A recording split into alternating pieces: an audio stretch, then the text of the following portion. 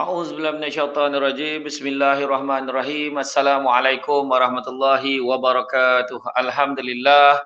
Alhamdulillahirabbil alamin wassalatu wassalamu ala asyrafil anbiya wal mursalin wa ala alihi wa sahbihi ajmain. Subhanaka la ilma lana illa ma 'allamtana innaka antal alimul hakim. Rabbi shrah li sadri wa yassir li amri wa hlul 'uqdatam min lisani yafqahu qawli. Alhamdulillah. Syukur kepada Allah SWT kerana dengan empat izin yang dapat kita bersama-sama pada pagi ini dalam kuliah subuh Taman Syurga Maya TKSSD, tim kuliah subuh Samsul Bat. Tuan-tuan dan puan-puan sekalian, pada pagi ini tuan-tuan sekalian saya akan berkongsikan dengan anda semua tentang kita sambung kitab Mekah Syafatul Qulub dari Imam Al-Ghazali. Sebelum itu saya ucap terima kasih kepada penaja kita iaitu produk sendi, ada ubat minum dan ada juga ubat sapu tuan-tuan.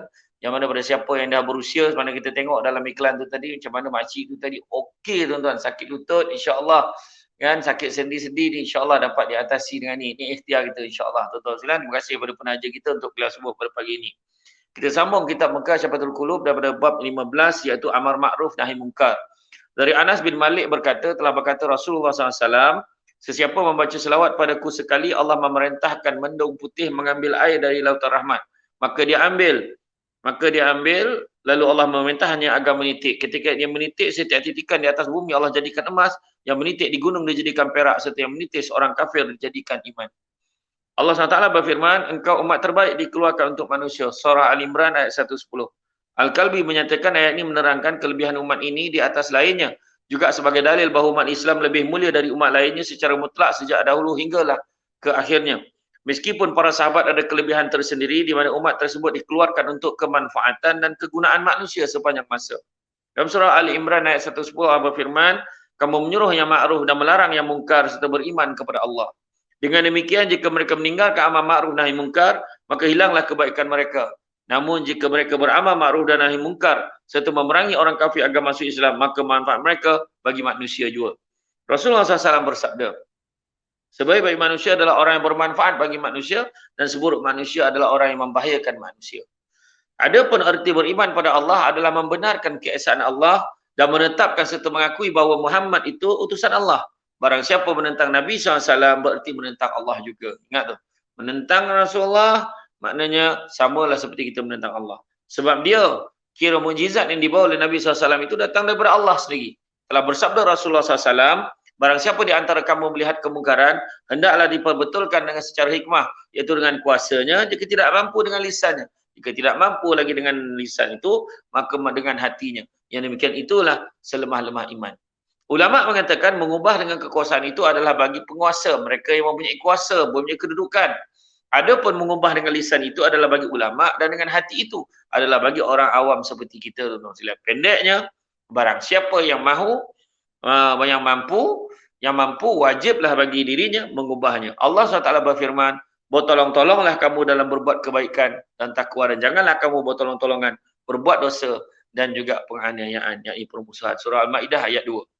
Tolong-menolong yang diperintahkan adalah dalam hal menyediakan perkara kebaikan, menghindarkan kejahatan dan permusuhan sesuai dengan kemampuan. Malahan dalam hadis yang lain, Rasulullah SAW bersabda, barang siapa memperbetulkan orang bid'ah, Allah akan memenuhi hatinya rasa aman dan iman. Barang siapa yang menghinakan orang ini, maka Allah akan menyelamatkannya dari hari kiamat. Barang siapa melakukan amal ma'ruf nahi mungkar, maka dia khalifah Allah di muka bumi, malah khalifah kitab dan khalifah rasulnya.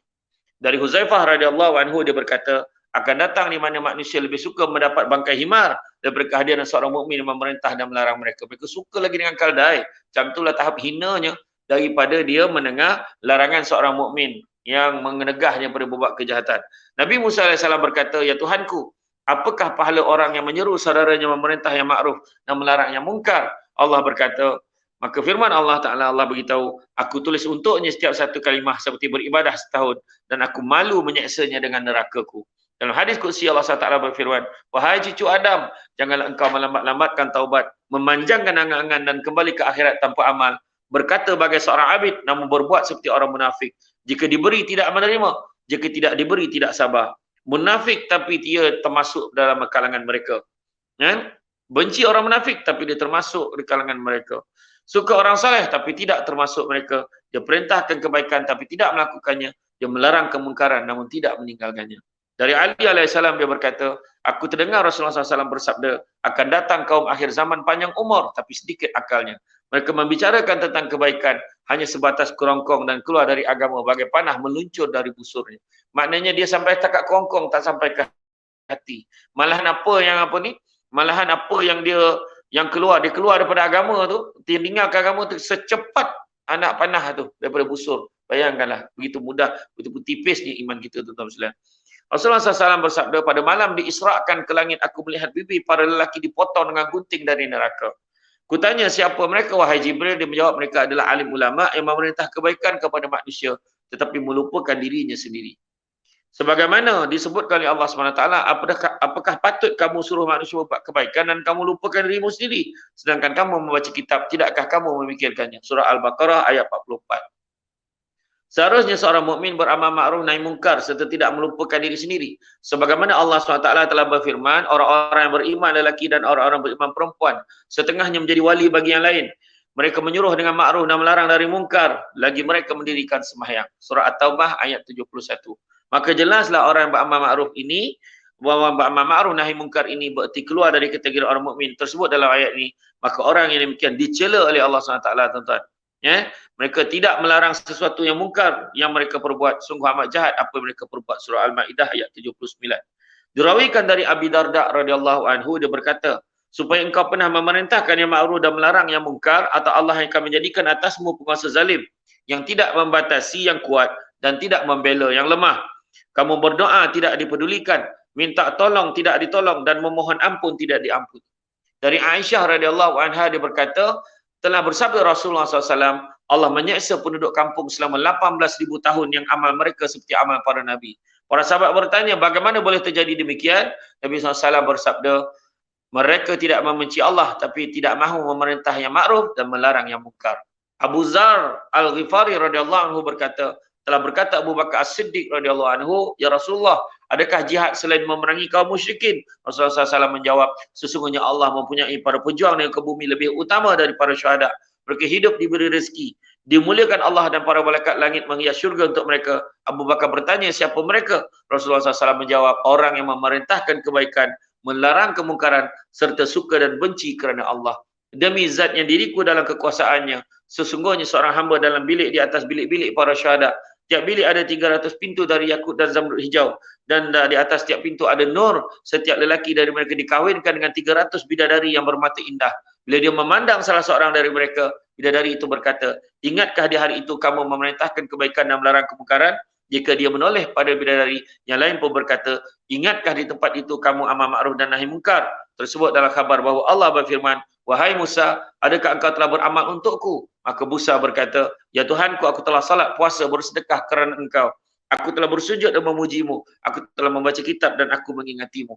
Allah berfirman, wahai Musa, adapun salat adalah alasan bagimu, puasa syurga untukmu, membaca kitabku, juga bidadari dan mahligai untukmu. Bahkan zikir juga adalah nur untukmu. Maka amal yang mana untukku? Kata Musa, ya Tuhanku, tunjukkan aku amal yang kuperbuat untukmu. Allah berkata, wahai Musa, adakah engkau menyintai waliku dan memusuhi musuhku? Kemudian tahulah Musa AS bahawa amal yang penting dan utama adalah menyintai Allah dan membenci kepada musuh Allah kerana Allah. Telah berkata Abu Ubaidah bin Jarrah radhiyallahu anhu, aku berkata, ya Rasulullah, siapakah syuhada yang paling mulia di sisi Allah? Maka kan Rasulullah SAW bersabda, lelaki yang pergi kepada raja yang zalim lalu menyuruhnya berbuat kebaikan dan melarangnya dari kemungkaran, kemudian raja itu membunuhnya. Jika dia mati, maka kalam tidak kering mencatatkannya setelah itu sepanjang hidupnya. Hasan Al-Basri berkata, telah bersabda Rasulullah SAW, syuhada umatku paling utama adalah lelaki yang menghadap pemimpin zalim, memerintah kebaikan dan melarangnya kemungkaran, sehingga pemimpin itu membunuhnya. Itulah seorang syahid, tempat di syurga antara Hamzah dan Ja'far. Allah memberi wahyu kepada Yusa' bin Nun AS. Aku hancurkan kaummu, 40,000 baik dan 60,000 yang jahat.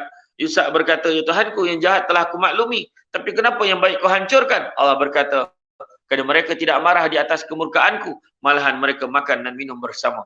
Dari Anas bin Malik, mana beritahu, bila dia sama, dia meredakan, maka dia pun akan dapat juga bala atau pias daripada Allah SWT. Dari Anas bin Malik radhiyallahu anhu berkata, kami bertanya, ya Rasulullah, Bolehkah kami memerintahkan kebaikan sedangkan kami tidak mengamalkan keseluruhannya? Rasulullah SAW bersabda, perintahkan kebaikan meskipun kamu tidak mengamalkannya dan larangkanlah kemungkaran walaupun kamu tidak menjauhi keseluruhannya. Ba'dus salaf berwasiat kepada anaknya seraya berkata, bila kamu hendak amal ma'ruf, tanamlah dalam dirimu dengan sabar dan percayalah akan pahala dari Allah. Barang siapa percaya akan pahala Allah, tidak akan terkena penyakit. Tuan-tuan dan puan-puan mati Allah sekalian. Makna kata dalam hidup kita ni, memang kita kena amar ma'ruf nahi mungkar. Yang benar tetap benar, yang salah tetap salah. Kita tegur tuan-tuan dan puan-puan sekalian. Tapi lah seperti mana yang Nabi sebutkan tadi, barang siapa yang dapat menegur dengan tangannya, iaitu dengan kuasanya, maka laksanakanlah kekuasaan kita. Tetapi seandainya kita tak mampu, memadailah dengan kata-kata. Laranglah mereka daripada berbuat jahat dan ajaklah mereka melakukan kebaikan. Tetapi seandainya tidak mampu tuan-tuan dan sekalian, maka gunakanlah yang ketiga, iaitu dengan hati kita yang mana tidak pernah sama sekali merelakan perbuatan yang jahat ini tuan-tuan dan sekalian. Maka dengan itu adalah selemah-lemah iman. Jika tidak tuan-tuan dan sekalian, kita bimbang, kita juga akan terkena tempiasnya.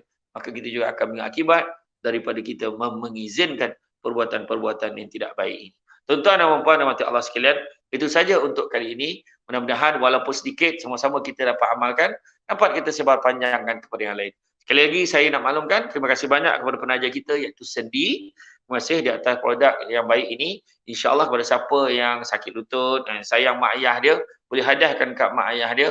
Mudah-mudahan mak ayah kita ikhtiarkan ni, ubat minum ada dan begitu juga ubat sapu pun ada. InsyaAllah akan mendatangkan kesan yang baik untuk makluman semua. Nak kena tahu juga, ibu saya pun mengamalkan sendi ini. Alhamdulillah. Syukur Alhamdulillah. Dampaknya ada kesan yang lebih baik daripada sebelumnya. Tuan-tuan dan sekalian, itu saja pada hari ini. Terima kasih sekali kepada penaja kita. Terima kasih kepada semua penyumbang-penyumbang kita. InsyaAllah tuan-tuan dan sekalian, kita jumpa lagi di lain kesempatan. Sungguh yang baik itu datang dari Allah SWT. Kurang itu berpunca dari kelemahan saya sebagai manusia biasa. Pokok sekayu daun selasih. Thank you. Terima kasih. Assalamualaikum warahmatullahi wabarakatuh.